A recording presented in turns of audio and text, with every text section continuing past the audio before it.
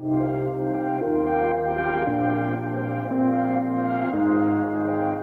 there, and welcome back to the Dice Tower's continuing coverage of the GAMA Trade Show 2018, and this time I'm joined by Vincent from Lucky Duck Games, who's going to show me something that has some of the most interesting components I've seen in a long time, so I can't wait to find out about this. What is Chronicles of Crime? Absolutely, Chronicles of Crime. Yes, so Chronicles of Crime is a storytelling, cooperative crime investigation game, basically, which has a very interesting feature, is that it has a lot of characters, location, a board, clues, but actually none of the story is told inside the game. The story is actually told in an app that's accompanied with it. And before talking about the feature of this game, I think I'm just going to walk you through the first 5 minutes of a game. That's the best way to explain it, because this game actually, one of its best things is that you don't need to read the rule book. You actually can just start the game, and the game will teach you how to play. Neat. So. The way it works is that you download the app, which is obviously free on the App Store. The game comes with 6 scenarios, and you take one of the scenarios that you want to play. Oh, actually, I'm in French here. Let me switch languages, and it's a perfect demonstration. Actually, you can have it in any language that we support. And so, power behind. So now I'm in English, and I'm going to start one of the scenarios. And it says, do you want to resume? Actually, I don't want. The game is constantly saved. Anything you do is immediately saved. So if whatever happened, you guys want to stop, or your phone dies, whatever, you can come back and resume. Nice. So the setup is as simple as that. You have a board, you have the police station, and that's it. You have a deck of characters, a deck of locations, and clue cards, which for now are not useful. You simply read the text. Okay. Chief Officer Doyle, character 33, has summoned you in his office. So the app basically tells us to look for the character 33 and put it in his office. Okay. This way, actually, we're going to draw a visual storyline with all those locations, all those characters, and discover who they are and where they are. Okay. So I'm continuing. Your team has been put in charge of a murder which happened today in Hyde Park, location D. Actually, could you look for location D? It might just be right there. There we go. There we go. So let's put it on the side. So there's 6 location spots on each side of the board where you can put your locations. Once there, you can find the Gardner Carter 40 who has discovered the body, Carter 10. Come back to the police station when you know who did it. So I'm looking for Carter 10, which is the body, and the Gardner Carter 40, which is here. Okay. And that's it. For this episode, that's all you get as setup. And you see, and the app basically told you what to do. So the way it works is that there is a visual feedback on this app, which is your camera. And the way you play in this game is that you simply scan places, scan people, or scan object. So for example, to move to this place, I'm just going to scan it. And we just moved. Visually, the app shows you that you are in Hyde Park, and you simply leave. So the victim's body is still here. You can investigate the crime scene or interrogate the Gardner Carter 40. So to interrogate people, well, you've guessed it. You simply scan the person. The Gardner is next to the crime scene. He seems to be a bit in panic, but willing to answer a question on any topic. What do you want to talk about? So the strength of the game is that you can literally ask anything to anyone. Sorry, you can ask any question to anybody. And the way it works is basically you can combine any card with any card. So I'm talking to the Gardner now, and I could ask him any question about any other character that I found, any clues that I found. At this point, I haven't found anything except the body. So I'm going to ask a question about that body. So you're taking the picture of the body card. Yeah, exactly. So I'm just scanning. The app gives you a feedback that it's actually ready to scan. You just click the phone and it scans it for you. And now we can read. I don't really know her, but we had a fight this morning because her little girl was ripping out my flowers. Do you know how much time is needed to make flowers grow? I was surprised after lunch when I saw she committed suicide, so I called the police. What else could I do? Cool. So let me make sure I'm following along so far. We came in, you set up the app told us how to set up the scenario with what we have found. You wanted to start a conversation with the Gardner, so you scanned his QR code. Absolutely. Then it said, okay, you're starting a conversation with him. What do you want to talk about? Exactly. So you scanned the body, which then continued the conversation from his point of view, what he has to say about it. Exactly. So every time you can get into the context of a person and ask them a question about anything, which makes a lot of text. And our translation partners, this game is going to be in pretty much every possible country that we have signed with a lot of localization partners. And they are pretty scared with the amount of word, but it's the richness and the depth of the game. Is that you really have to find the right combination, show the right object, to talk about the right person, and it quickly gets complex. So the thing is that he claims it's a suicide. We don't have anything else, so I'm just going to say goodbye. And 2 out of 3 places have this search for clue button, and I'm going to search for clue. The base game actually doesn't come with those. Those are VR glasses. We have a partnership with this Omido company. It's called the Omido Mini.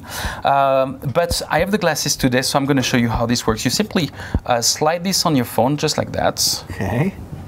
And you do this. And so I'm going to let you search for clues. So what happens is that the person looking at this has to tell us out loud what you see. And so it's in VR. So you need to go left, right, bottom. It might even be behind you, physically behind you. So I'm in the park right now, right? Okay. Tell me what you see. Okay, well, there's the river by, oh my goodness, the river by the park. I see, oh, there's a dead body on the ground. Oops. I didn't step there. So she's dressed in black, and I see kind of, oh, that must be the police outline around it. There looks like there's a shopping cart. Oh no, there's a countdown starting. 5, 2, 1. It's going black. Yeah, and that's it. The idea is that there is 45 seconds per player. There's one thing we don't like in board games is apps, right? So there's a lot of things that is done in the game design of it so that nobody hoards to the phone forever. So everybody has a 45-second shot at looking at the scene. The way those thing is very big is meant so that you actually give your phone to someone because you can't just scan all day. The idea is that the phone should not stay in one's man's hand all night long. So yes, I'm just going to take a couple things that we could find just to show how it works. There's a shovel on the floor and a bag. What's interesting is that those cards are not objects; they are categories of objects. So you need to match. So, for example, this the shovel will be a gardening tool, and the bag will be a bag and fashion. So, once we're done searching in 3D. We can simply scan the object and read what you have to say. So you found a handbag. There's a wallet inside showing that it belongs to the victim, Émilie Gérard. You've also found an address in Kazakhstan District F. And you found a clue. So basically the app shows us that we actually found a clue. So it means that we can officially put this here. Until then, we obviously can't put it here. And this means that it's officially an object that we can cross-reference to anybody else and ask question about. So he also tells us that we have a new location, location F. Can you help me on this? Yes. Here it is. All right, so I'm going to put it. I'm going to put it here for now. Here we go. So that's how you find new places. But we're going to do the gardening tool, and you pick up a shovel on the floor. It's slightly dented. You found a clue. So now that we've found two clues, I'm going to go back to that gardener. And I'm going to ask him more questions, and I'm going to ask a question about this. Is shovel? Yep, that's my shovel. I left it there for lunch. It was a mistake, and I should have learned from that time. A homeless guy, character 34, stole my tool from me. So that's how you meet new characters, etc. So actually, at the end, actually, it's this character. So you found a new person in the park that you can talk to, etc. And it's going to branch out from there. Yes. More locations, more clues. Yes. Wow. At the end, basically, you always have pretty much 6 locations and at least 14, 15 people you can talk to. So it gets very complex. There's one last aspect we haven't seen is that every player gets those characters. They are not us. They are forensic contact. So you have the hacker, the criminologist, sorry, it's in French and in English, the scientist, and the doctor with specialized in body. The idea of those is that if there's 4 players, everybody should have one. Again, it's a thing that's so that everybody has kind of his superpower in the game to bring extra information to solving the crime. So the criminologist will basically give us a profile about the people that we have, or she will be actually. Let's have a quick last scan of Luchin. You call the forensic lab. If you give me a physical clue, I can analyze it. So I'm going to give her that shovel. There's some blood on the shovel. According to my analysis, there are 2 types of bloods. One is A+ and the other is B-. So basically, that's how you get extra information, and also again, it's another strategy to make sure that the phone doesn't stay in one hand, that it turns around, and that everybody gets a chance to kind of manipulate it. So that's nice that the game is by its own design keeps that phone moving around. That was very important for us because obviously it's a dangerous object. Yes, yeah. So it has to be done with great power comes great responsibility. Yes, yeah.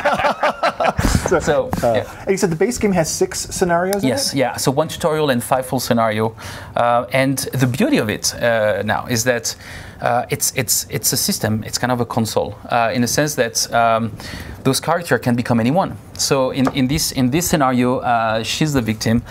In another scenario, actually, she's the girlfriend of one of the murderer. The exact same components can be used to tell completely different stories. Exactly. We have actually 8 authors we've signed with us so far, and some pretty renowned one. Mark Renagan has signed to make a scenario with us using some of his vampire, the Masquerade kind of universe track. We have some very talented people, and actually I could close down on this presentation with those 2 things. So even though there's 2 dimensions to the expandability. Basically, there's obviously the downloadability, so you can basically download new stories to play with the same material almost infinitely as long as we feed it, and we're already working very hard to have plenty of the scenario. Nice. But obviously we can have other universe. So we have two of them are planned for 2019. Because this is planned for December 2018 for Christmas, basically. This is Noir, so Noir expansion, 1950 Los Angeles. What's interesting here is that instead of the group being, forensic, we are all representing one cliche noir detective, but instead of having those things, we all have one of his side of his way of doing things, which is not clean, right? So it will be breaking in, intimidating, bribing. And there's the last one. So basically, it explore the kind of a different way of investigating when the police cannot go. It will go. So you have a limited amount of money, so you can't bribe everybody. You can't just punch everybody either; it will backfire. You can't just break in anywhere. So you have to kind of use this thing very sensibly. So otherwise, you can also just quickly get caught up on your exactly. Yeah, and the second one. It's Welcome to Redview. It's written by the author of Not Alone, actually, Guillain, was writing this because he's a writer and journalist, so he has a very strong background in writing.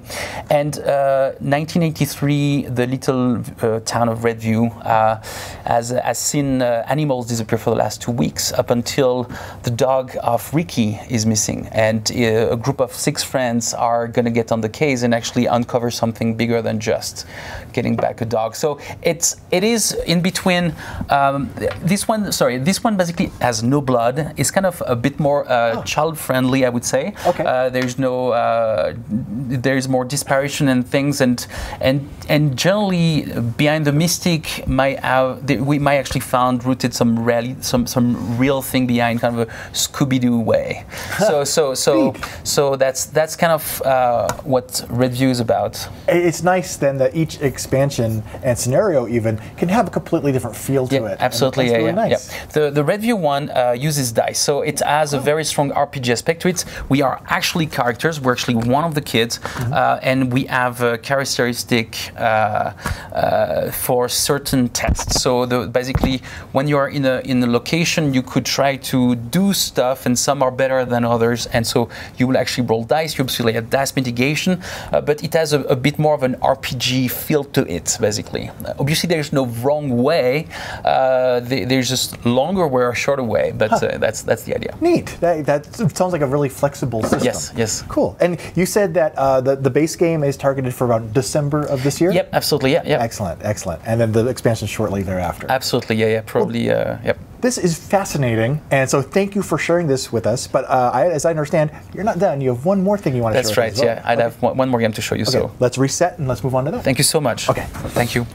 Okay, so the next game that you have is based on something I'm familiar with, Fruit Ninja. So I'm a little surprised to see a board game version of this, so I'm intrigued. Tell me all about it. Fair enough. Just as a startup, Lucky Duck game's mission is actually to bring this IP to the board game. I come from the video game industry, and I think there is an interesting bridge basically to bring our kids out of their phone to the table, and actually doing it with IP they can recognize with, and not only kids but our own selves as adults. This is kind of our mission. So, as a short introduction, Fruit Ninja. Fruit Ninja is actually a very big IP. It's over 1 billion download, and it's a game in the one. Well, you guessed it. You cut fruit. Yeah. We actually had 3 versions of this game generated, but we decided to only launch this one as of now. What is it? It's a mix between jungle speed and a push your luck element. The way it works is that there is 72 cards of 6 different fruits, so 12 times 6 fruits. The pear, the banana, the kiwi, the pineapples, etc. Okay. The way it works is that everybody gets 12 cards. Okay. At the beginning of the round, and everybody is going to pick 1 card. I didn't shuffle, so you probably have all the same. I wonder what it could be. The way it works is that we all pick a card, and it's played from 3 players, obviously. We reveal them, and if any 2 of any of the players have the same, then someone can try to grab this. Okay. So if I had put this one down. Exactly. Then we'll probably have to try to fight for this. Okay. But that's just a small part of this game. What's interesting is that the card we picked is going to go in front of us, and we're going to create what's called a combo. Our deck are actually going to move. So give me your deck, and we get the next one, and we're going to pick another card.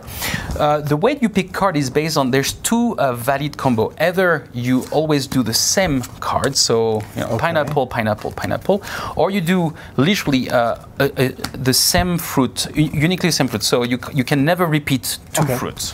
Identical. And so what's interesting is that, let's say that it's a 5th round, and I'm about to get that deck, and I have to make a decision. Do I push my luck or not? Because if I fail to keep doing a clean deck, then I don't get as many points. And so actually, the game is really about this draft push your luck element with a bit of a ninja twist in the middle. And so basically, there's a little bit of memory because you've seen those decks, you try to remember. You also can see what people are doing. Let's say that I'm doing only bananas. I could predict that you're going to play bananas, so I can actually maybe be faster to try to get this. And basically, if you can do a close-up on this, basically, the scoring is very simple. Based on the number of cards you have and the type of combo that you have, is it basically a unique fruit or not, then you get a bunch of tokens or extra bonus cards. It plays in 2 rounds. You play 11 cards each.